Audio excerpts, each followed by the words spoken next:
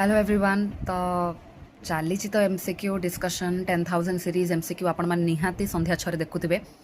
बाकी आपण मानक किसी क्वेश्चन पचारि एंड फाइनाली किछटा मेसेज मत आसी टॉपिक वाइज को लेकिन जो कि मोस्ट रिक्वेस्टेड किछटा टॉपिक्स जोटा कि निहाती आपण माने कवर करके जीवा कथा से सीरीज मु स्टार्ट करुच्चे जो थे कि आज मु स्टार्ट करुच्ची 5टा बेले क्लास स्टार्ट हम 6टा नुह मन रखु एबे किछि दिन मु 2 घंटार क्लास नेबी संध्यारे 5टा रु 7टा पर्यंत आम क्लास करवा जो थे कि गोटे गोटे टॉपिक जोटा इंपोर्टेंट रोचे पूरा मूलरू चूल पर्यंत शेष करवा। ठीक अच्छे तेणु टॉपिक आज आपण मैंने जानी था टिके जानी था बेसी नुह आप देखिपारे थंबनेल रे आपनकर ऑलरेडी शेड्यूल होती क्लास को जाकि जल्दी लाइक आउ शेयर करदे। ओशन अबाउट जहाँ भी जिनस रोचे आपंकर गोटे क्लास हम कि प्रथम आम क्लाइमेट टॉपिक को आग कवर करवा जोटा कि मोस्ट इंपोर्टेंट रोचे तेणु क्लाइमेट्र किछटा इंपोर्टेंट टॉपिक्स को आम आज कवर करने जाऊे।